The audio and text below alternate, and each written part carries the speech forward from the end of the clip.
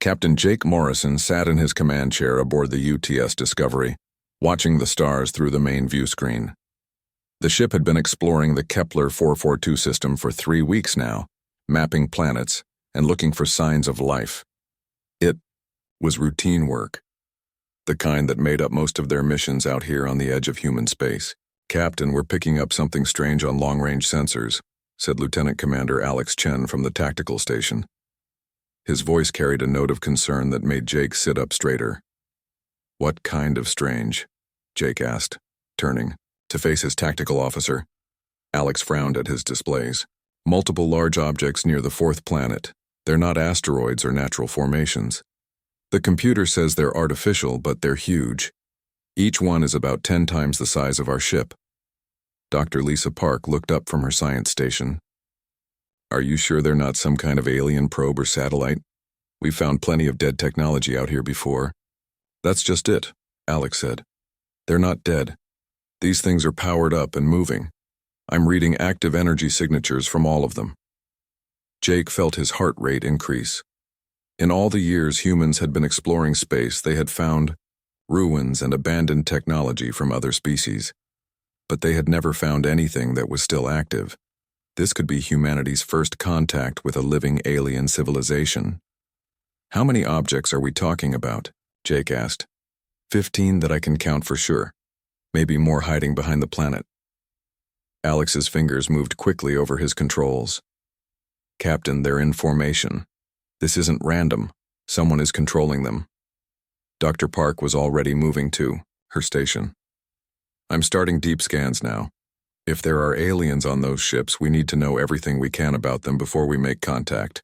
Chief Engineer Sam Rodriguez called out from his station near the back of the bridge. "Captain, my readings show those ships are using some kind of energy source we've never seen before. The power levels are incredible. Each one of those vessels could probably vaporize our entire ship without working up a sweat." Jake took a deep breath. This was the moment every explorer dreamed of and feared. First contact with an alien species. It could be the greatest day in human history, or it could be their last day alive. "Red alert," he said calmly. "All hands to battle stations. Sam, I want our engines ready to get us out of here fast if things go wrong. Alex, weapons on standby, but do not target those ships unless I give the order. Lisa, start working on a first contact protocol." The bridge lights dimmed as the ship went to combat readiness. Around him, his crew worked with quiet efficiency. These were good people, and Jake trusted them completely. "Captain," Dr. Park said, "I'm detecting multiple life signs on those vessels. The readings are strange, though. These aliens are much larger than humans, and their body temperature is higher than ours." "Are they aware of us yet?" Jake asked. Alex checked his sensors. "I don't think so. We're still pretty far out, and our ship is small compared to theirs. But if we get much closer, they'll definitely spot us," Jake thought quickly. The smart thing would be to retreat and report back to Earth. Let someone else make first contact. But that could take months, and by then these aliens might be gone. This was a once-in-a-lifetime opportunity. "Take us closer," he decided. "Nice and slow. Lisa, are you ready with a greeting?" Dr. Park nodded. "I've prepared a basic mathematical sequence followed by images showing our solar system and Earth. It's the standard first contact package." As the Discovery moved closer to the alien fleet, the tension on the bridge grew thick. Everyone knew they were making history, one way or another. "Captain," Alex said suddenly, "they've seen us. All 15 ships are turning in our direction." On the main screen, Jake could see the alien vessels clearly now. They were massive, dark ships with strange curves and angles. They looked nothing like human designs. Each one bristled with what could only be weapons. "Incoming transmission," said the communications officer. "It's not using any frequency we recognize, but the computer is trying to decode it." The speakers crackled, and then a deep, rumbling voice filled the bridge. The words were completely alien, but there was no mistaking the tone. It was a demand. "Lisa, send our greeting now," Jake ordered. Dr. Park's fingers flew over her controls, transmitting on all frequencies. For several long minutes, nothing happened. Then the alien voice spoke again, and this time the computer's translation software had made some progress. Small ship. Identify. Purpose. This space. They're learning our language from our transmission, Dr. Park said with excitement. Their translation systems are incredibly advanced. Jake activated the communication system. This is Captain Jake Morrison of the human vessel Discovery. We come in peace, seeking friendship and knowledge. The response came much faster this time, and the translation was clearer. Humans, unknown species. You travel far from homeworld. Impressive for primitive beings. The word primitive stung, but Jake kept his voice calm. We are explorers. We seek to learn about the galaxy and meet other intelligent species. I am War Commander Thexhai of the Zephyrian Empire, the alien voice replied. Your species, humans, you develop space travel quickly. Most species take much longer to reach the stars. This is unexpected. Dr. Park was taking notes frantically. Captain, this is incredible. They're part of an empire. That suggests they've encountered many other species before us. The alien commander continued speaking. Your ship is small and weak, but you show courage to approach us. The Empire has rules about new species. You will come aboard our command vessel. We will evaluate your kind. Alex shook his head. Captain, I don't like this. That sounds more like a demand than an invitation. Jake had to agree. Something about the alien's tone was concerning. War Commander Thexhai, we appreciate your offer, but we prefer to conduct our first meeting between our ships. Perhaps we could arrange a visual communication link. There was a long pause. Then the alien voice returned, and it sounded less friendly. You refuse our hospitality? This is unusual. Most species are eager to please the Empire. We mean no disrespect, Jake said carefully. We simply follow our own protocols for first contact situations. Another pause, longer this time. Then War Commander Thexhai spoke, again, and his words made everyone on the bridge tense up. Humans, your species is young, but already you show defiance. This concerns the Empire. Species that do not show proper respect often become problems. Are you threatening us? Jake asked, though he tried to keep his voice diplomatic. I am educating you, the alien replied. The Zephyrian Empire has ruled this galaxy for thousands of your years. We have brought order to hundreds of worlds. Species that cooperate prosper. Species that resist are pacified. Sam Rodriguez looked up from his engineering station. Captain, their ships are moving into a surrounding formation. If we don't leave soon, we might not be able to leave at all. Jake made a decision that would change human history. War Commander Thexhai, humanity appreciates your education, but we are not ready to join any empire. We wish to return to our space and report this contact to our leaders. The alien's response was immediate and harsh. You refuse the Empire's guidance? This is unacceptable. You will submit now, or you will be made to submit. Alex, can we outrun them? Jake asked quietly. Maybe, Alex replied. Their ships are bigger and probably faster, but Sam might have an idea. The engineer was already working at his station. Captain, if we slingshot around that planet using its gravity well, we might be able to build up enough speed to escape. It's dangerous, but it's our best shot. Do it, Jake ordered. All hands prepare for emergency maneuvers. The Discovery suddenly accelerated toward the planet, diving into a dangerous gravity-assisted turn. The alien ships followed, but they seemed surprised by the human vessel's reckless maneuver.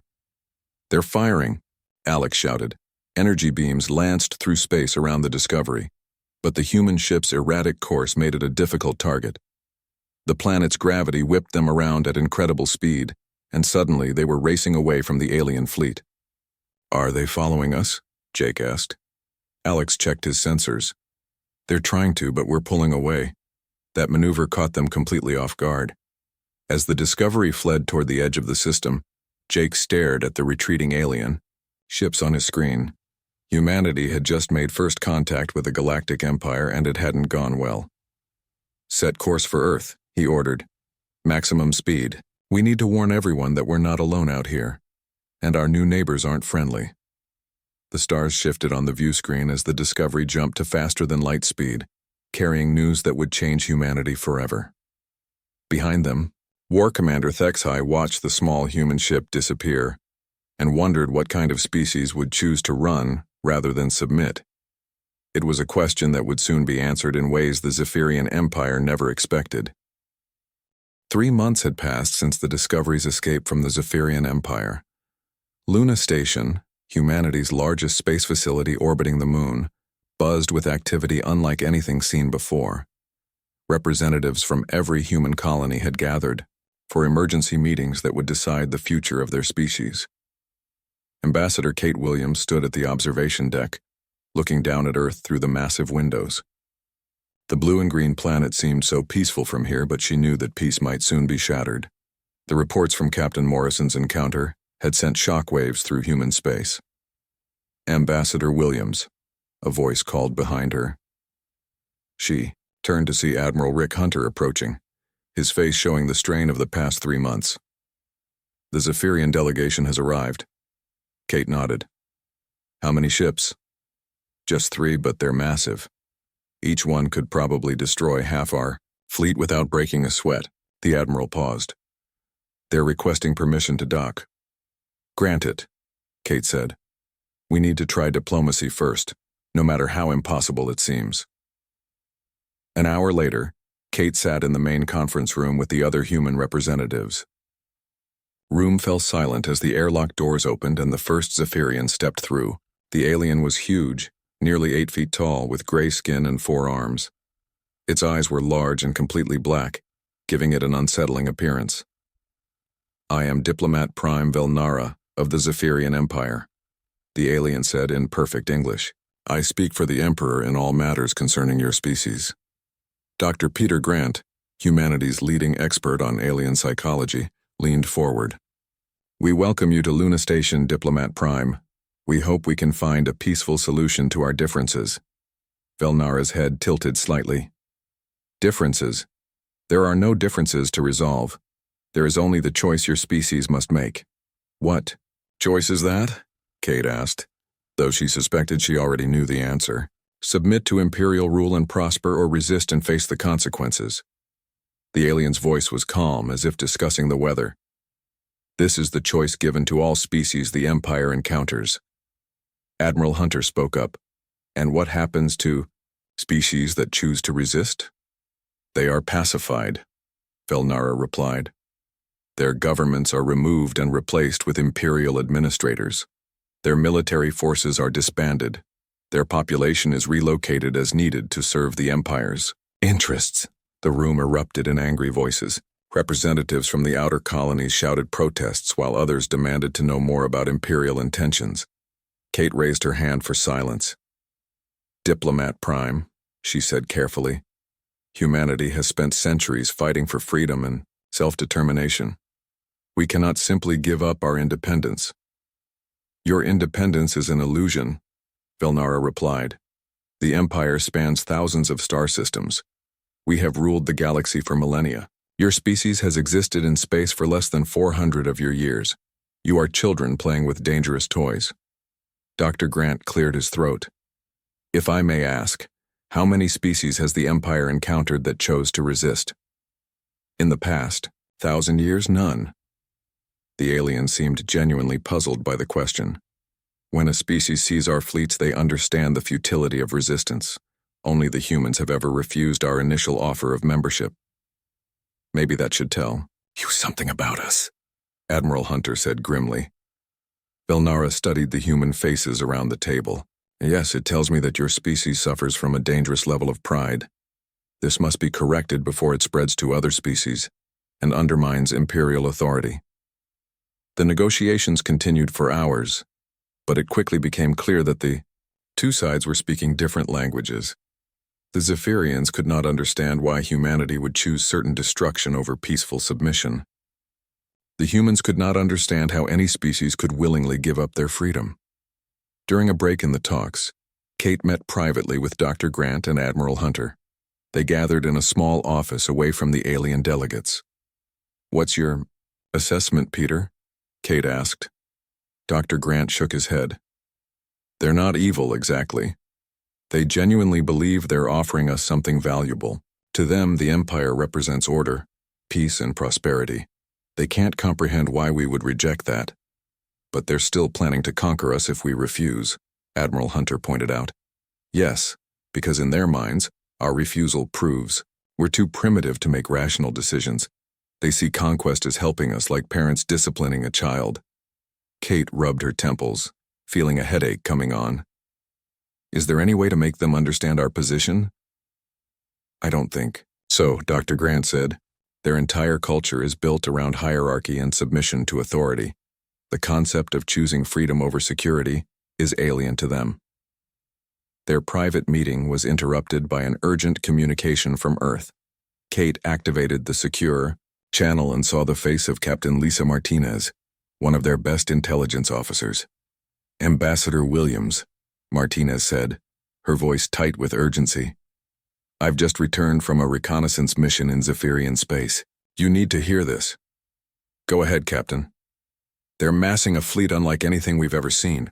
Over 3,000 ships, including vessels that make their current delegation look like patrol boats. But here's the important part. I managed to get close enough to one of their command ships to scan their communication systems. Admiral Hunter leaned forward. What did you find? Their entire fleet operates on a centralized command network. Every ship receives orders from a central command vessel. If we could disrupt that network, their coordination would collapse. Martinez paused. But there's more. I intercepted some of their communications. They're not just planning to conquer us. They're planning to use us as an example to other species. They want to show the galaxy what happens to species that resist the Empire.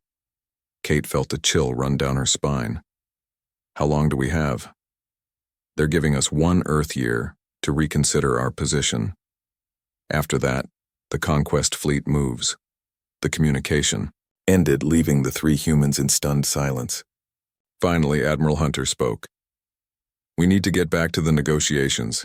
If there's any chance of changing their minds, we have to try. When they returned to the conference room, Kate made one last attempt at diplomacy. Diplomat Prime Velnara, we've had time to consider your offer. We appreciate the Empire's generosity. But surely there's room in the galaxy for one independent species. We could trade with the Empire, share knowledge, perhaps even assist with your expansion into new sectors. Velnara's expression didn't change. The Empire does not negotiate with inferiors. You will submit completely, or you will be made to submit. There is no third option. Then you're making a mistake, Kate said, standing up. Humanity has never backed down from a fight, no matter the odds. We've faced extinction before and survived. We'll do it again if we have to. For the first time, the alien diplomat showed emotion. Her large black eyes widened slightly. You would choose death over the peace and prosperity the Empire offers? We would choose freedom, Kate replied firmly, even if it costs us everything. Velnara stood, her forearms moving in what might have been a gesture of dismissal. Your species is even more primitive than we thought. You value abstract concepts over survival itself. This confirms that imperial rule is necessary for your own good. Maybe, Admiral Hunter said, but you're going to have to earn it. We won't make it easy for you. The alien diplomat paused at the door.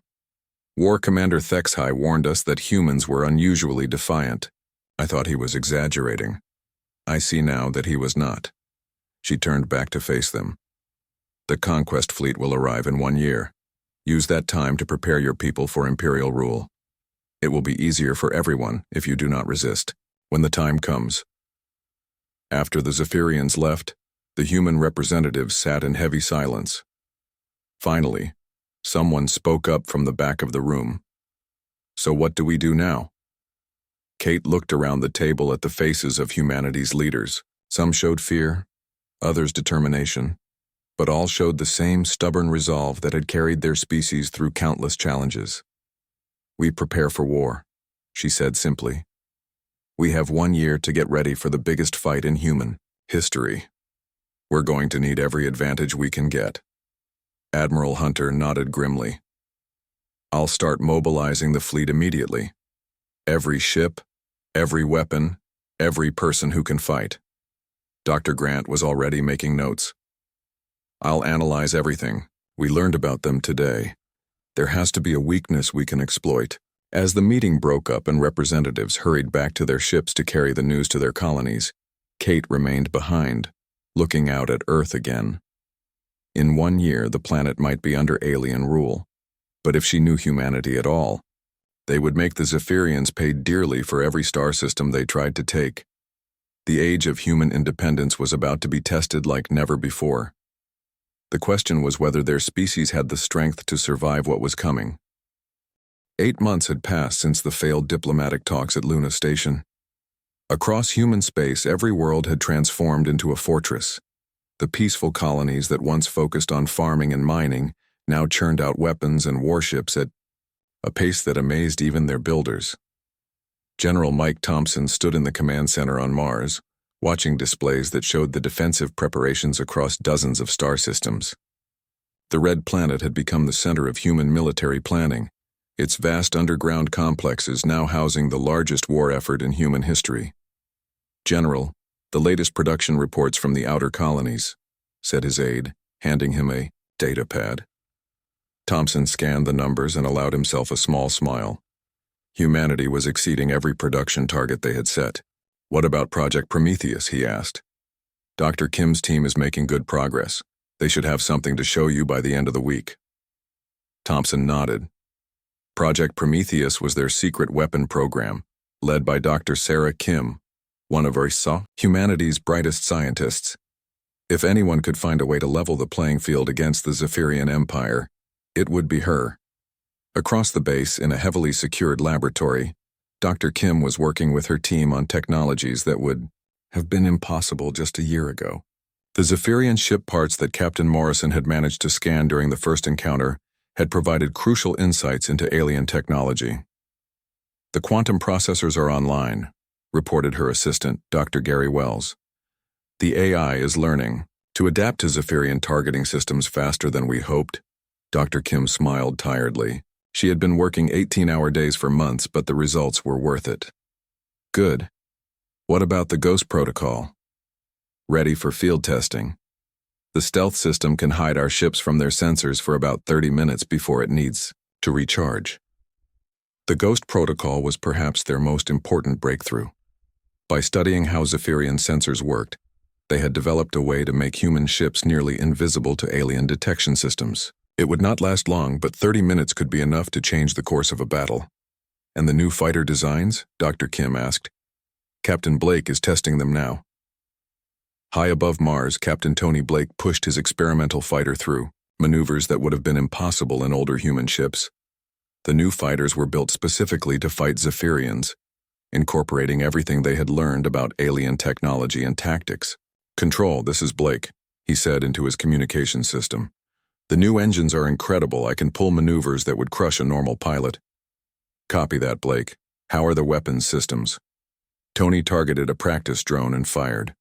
The new weapons were designed to adapt their frequency and power based on the target's defenses. Direct hit. The adaptive targeting system works perfectly. What made the new fighters special was not just their technology, but their design philosophy. While Zephyrian ships were built for overwhelming firepower and intimidation, human fighters were built for speed, agility, and unpredictability. They could change direction, tactics, and even weapon configurations in the middle of combat. On the other side of Mars, Commander Janet Foster was working on a different kind of preparation.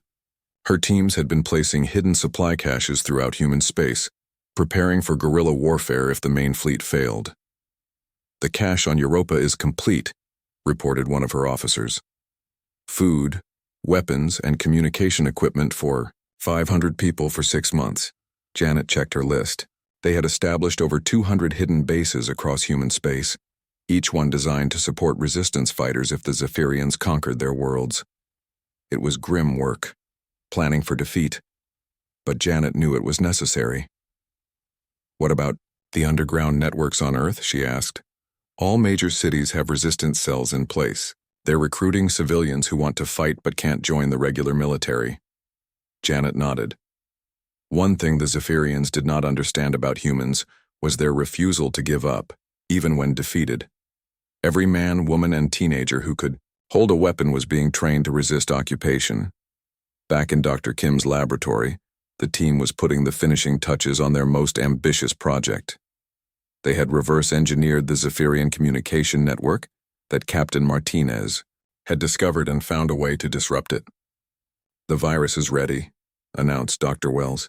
"If we can get it into their command network, it will spread through their entire fleet in minutes." "What will it do?" asked Dr. Kim. "It will not destroy their ships, but it will make them unable to coordinate with each other. Each ship will have to fight independently without support from the others." This was exactly what they needed.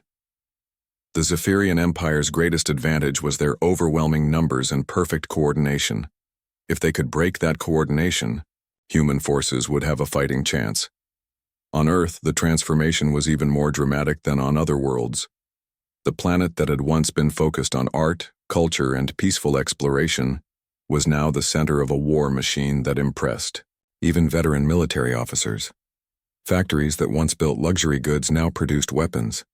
Universities that taught literature and philosophy now focused on military engineering and battle tactics. Even children in schools spent time learning about the coming war and how they could help. President Helen Davis stood before the global assembly, addressing representatives from every nation on Earth. 8 months ago, we learned that we are not alone in the universe. We learned that there are those who would take our freedom from us simply because they believe they have the right to do so. The assembly hall was packed with representatives, military officers, and citizens who had come to hear their leader speak. "Today, I can tell you that humanity is ready to defend itself.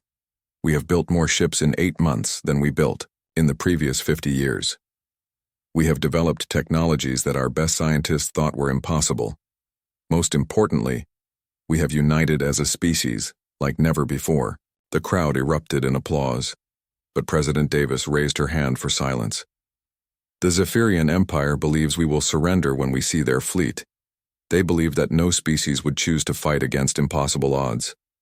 They are about to learn how wrong they are." In space stations throughout the solar system, human crews practiced battle maneuvers day and night. The new ships were smaller than Zephyrian vessels, but they were faster and more maneuverable. More importantly, they were crewed by humans who had spent their entire lives refusing to give up when things looked hopeless. Admiral Hunter watched one such exercise from the bridge of the new flagship, UTS Defiance. The ship was humanity's most advanced warship, incorporating every breakthrough they had made in the past 8 months. "Admiral, incoming message from long-range sensors," reported his communications officer. "It's marked Priority 1. Hunter felt his stomach drop. Priority 1 messages were reserved for only the most critical situations. "Put it through." The message was from Captain Rodriguez, commanding a scout ship near the edge of human space. "Admiral, we have detected the Zephyrian conquest fleet. They are 4 months ahead of schedule and moving faster than expected. Estimated arrival at Earth in 36 days. The bridge fell silent. They had known this day would come, but they had hoped for more time to prepare. "Send word to all commands," Admiral Hunter ordered. "Operation Last Stand is now active. All ships are to report to their assigned positions within 72 hours. Operation Last Stand was humanity's plan to defend Earth and the inner colonies. It was called Last Stand because everyone knew that if it failed, there might not be another chance to stop the Zephyrian Empire." Across human space, the news spread quickly. On Mars, General Thompson activated the final phase of their preparations. On research stations, Dr. Kim's team loaded their new technologies onto every ship they could reach. On Earth, President Davis addressed the planet one final time. "Citizens of Earth, the time for preparation has ended. In 36 days, we will face the greatest challenge in human history. We go into this battle knowing the odds against us. We go knowing that we might not survive. But we go as free human beings, and that is something no empire can take from us." In hidden bases throughout human space, resistance fighters checked their weapons and prepared for what might be a long guerrilla war. On warships moving to intercept the alien fleet, crews made final preparations for battle. In the homes and cities of dozens of worlds, families said goodbye to their loved ones and prepared for an uncertain future. The Zephyrian Empire had ruled the galaxy for thousands of years. They had conquered hundreds of species without ever facing serious resistance. They were about to encounter something they had never seen before, an entire species that would rather die fighting than live on their knees. In the depths of space, sensors detected the approaching alien fleet. 3,000 ships, each one capable of destroying entire cities, moved steadily toward human space. But waiting for them were humans who had spent 8 months preparing for this moment, and who were ready to show the galaxy what their species was truly capable of when cornered. The greatest battle in human history was about to begin. Fleet Admiral John Carter stood on the bridge of the UTS Defiance, watching the massive Zephyrian fleet approach the outer edge of the solar system. 3,000 alien ships moved in perfect formation, their dark hulls blocking out the stars. It was the largest military force ever assembled in known space. "All ships report ready, Admiral," said his communications officer. 237 vessels standing by for your orders." Carter nodded grimly. 200 ships against 3,000. The odds were worse than anyone had hoped, but they were the odds humanity had to work with. "Signal all commands. Operation Last Stand is now active. Remember, we're not just fighting for Earth. We're fighting for the right of every species in the galaxy to choose their own path." The first day of battle began near Jupiter. War Commander Thexhai led the Zephyrian advance force, expecting the humans to meet them in traditional fleet combat. Instead, the human ships scattered like leaves in the wind, refusing to engage in the kind of massive battle the aliens were prepared for. "Where are they going?" demanded Thexhai's tactical officer. "Their fleet is breaking apart. This makes no sense." Thexhai studied the tactical display with growing frustration. Human ships were diving into Jupiter's asteroid belt, using the rocky debris as cover. Others were skimming close to the gas giant's surface, using its gravity and radiation to mask their signatures. "They fight like cowards," snarled his weapons officer. "They refuse to face us honorably." "No," Thexhai said slowly. "They fight like something we have never encountered before. Signal the fleet. We adapt our tactics immediately." But adapting was easier said than done. The Zephyrian Empire had conquered the galaxy, using overwhelming force and traditional battle formations. Their ships were designed to fight in massive fleet engagements where superior numbers and firepower would guarantee victory. They were not prepared for enemies who refused to follow the rules. Captain Emma Stone commanded the human flagship UTS Defiance, leading a group of 50 ships in hit-and-run attacks against the alien formation.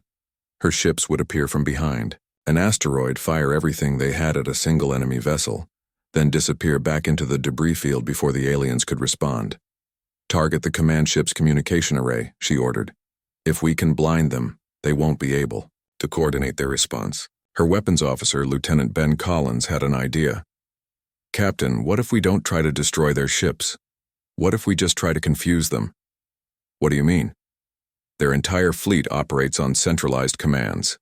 If we can jam their communications or feed them false information, they won't know which orders are real and which ones aren't."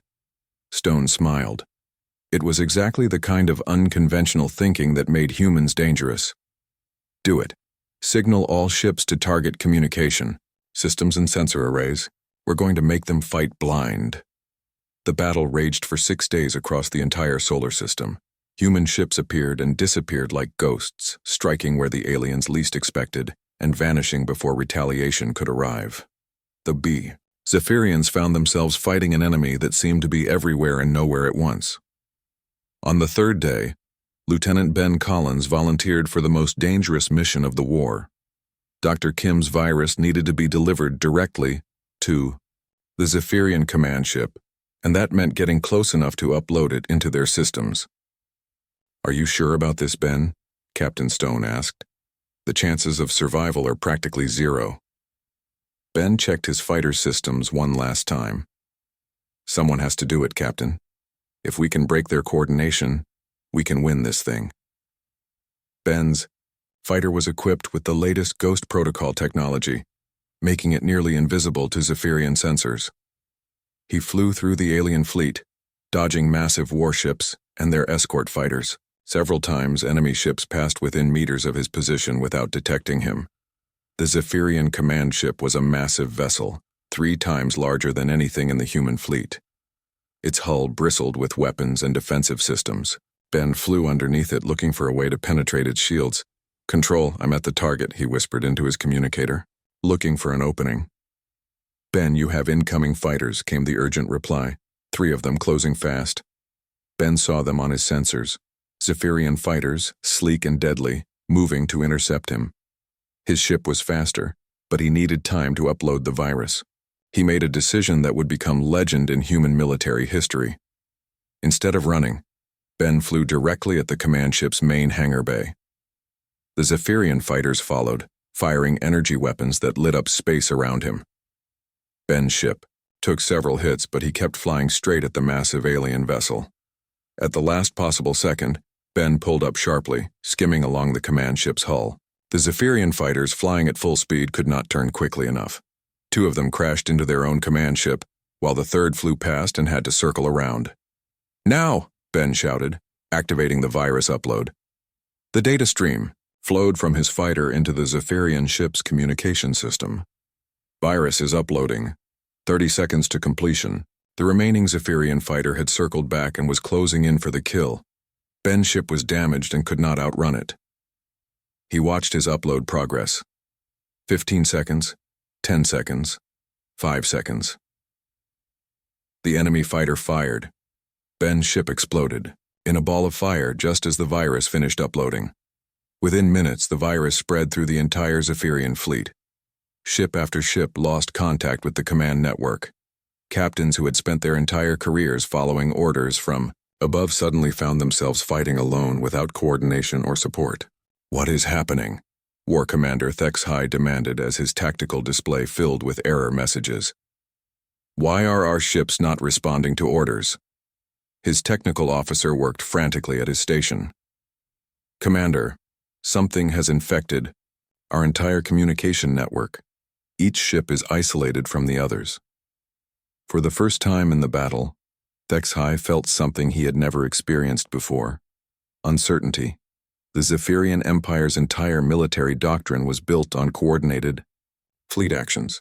Without coordination, his 3,000 ships were just 3,000 individual vessels, each fighting its own separate battle. The humans were quick to take advantage. Captain Stone led her ships in a coordinated assault on the confused alien fleet. Human vessels that had been hiding throughout the solar system suddenly appeared, striking at isolated Zephyrian ships that could no longer call for support. "All ships, this is Admiral Carter," came the announcement across the human fleet. "The enemy is broken. Press your attacks.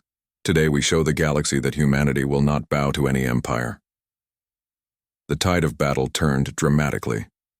Zephyrian ships that had seemed invincible when working together became vulnerable when forced to fight alone. Human fighters swarmed over them like angry wasps, too small and fast for the alien weapons to target effectively. War Commander HFY found himself in an impossible situation. His massive fleet was being picked apart by an enemy a fraction of its size. Worse, he could not coordinate a retreat because his ships could not communicate with each other. "Commander," his weapons officer said urgently, "we are losing ships faster than we can count them. If this continues, the entire fleet will be destroyed." HFY looked at his tactical display, watching red icons disappear one by one as his ships were destroyed or disabled. In all his years of service to the Empire, he had never seen anything like this. An inferior force was defeating a superior one through tactics he could not understand or counter. "Signal retreat," he ordered. "All ships that can receive the message are to withdraw immediately." But the retreat was as chaotic as the battle had been. Ships fled in all directions, many of them damaged and limping toward the edge of the solar system. The perfect formation that had entered human space was now a scattered, broken mob of vessels running for their lives. Captain Stone watched the alien fleet retreat and felt a mixture of victory and sorrow. They had won, but the cost had been enormous. Nearly half the human fleet was destroyed or damaged beyond repair. Thousands of brave men and women had died to protect their homes and freedom. "Admiral Carter to all ships," came the fleet commander's voice. "The enemy is in retreat. stand down from attack formation and begin rescue operations for any survivors. The last Zephyrian ships disappeared into hyperspace, Earth remained free. But everyone knew this was just the first battle of a much larger war. The Zephyrian Empire still controlled thousands of worlds and millions of ships. They would be back, and next time they would be prepared for human tactics. Admiral Carter stood on his bridge looking out at the debris field that marked the site of humanity's greatest victory.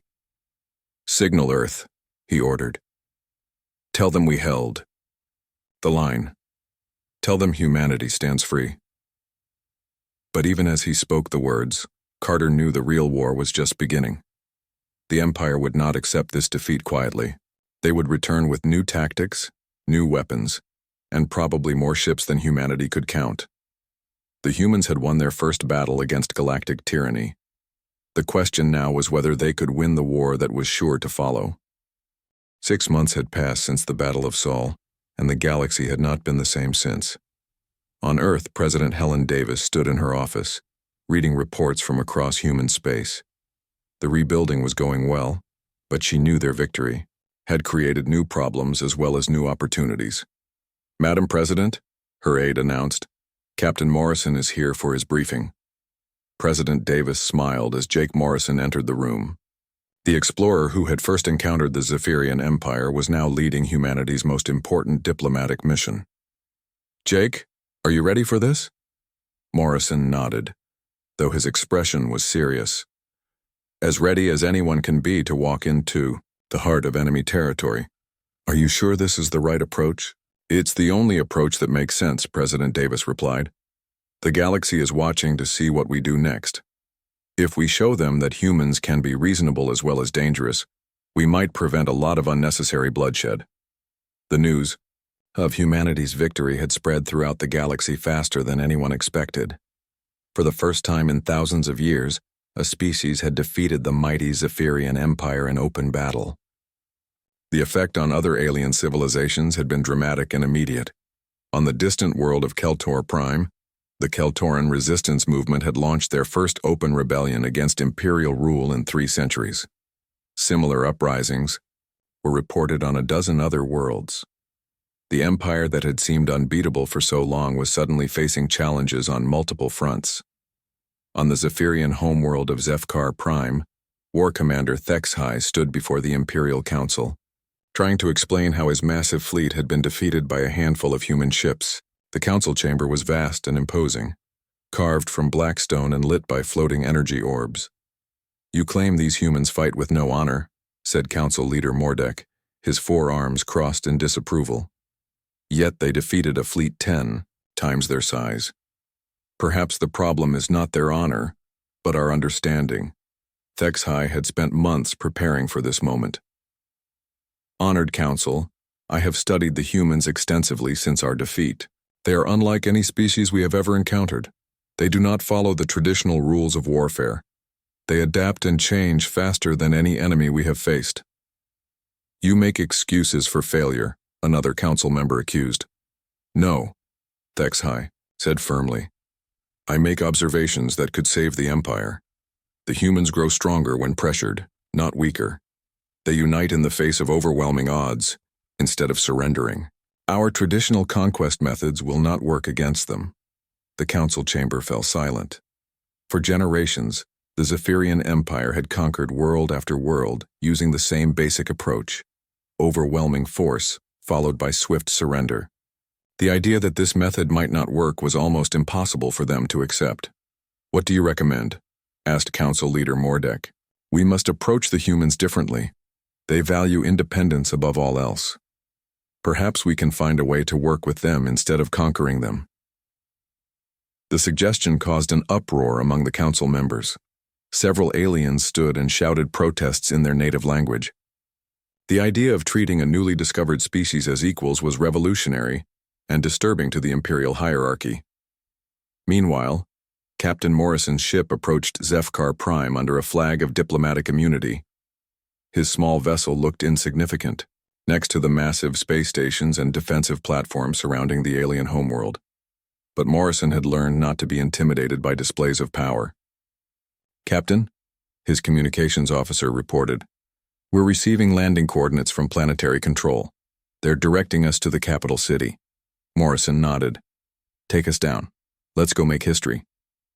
The capital city of Zefkar Prime was a marvel of alien architecture. Massive spires reached toward the sky, connected by bridges and walkways that seemed to defy gravity. The buildings were carved from the same black stone as the council chamber, giving the entire city a dark, imposing appearance. Morrison was escorted to the council chamber by a group of Zephyrian guards. He had expected to be intimidated by the alien architecture and the presence of the Empire's most powerful leaders. Instead, he found himself thinking about how similar this situation was to every other diplomatic meeting he had attended. Different species, same basic challenges. "Captain Morrison of Earth," announced Council Leader Mordek. "You stand before the Imperial Council as a representative of your species. Speak." Morrison had rehearsed his speech many times, but now that the moment had arrived, he decided to speak from the heart instead.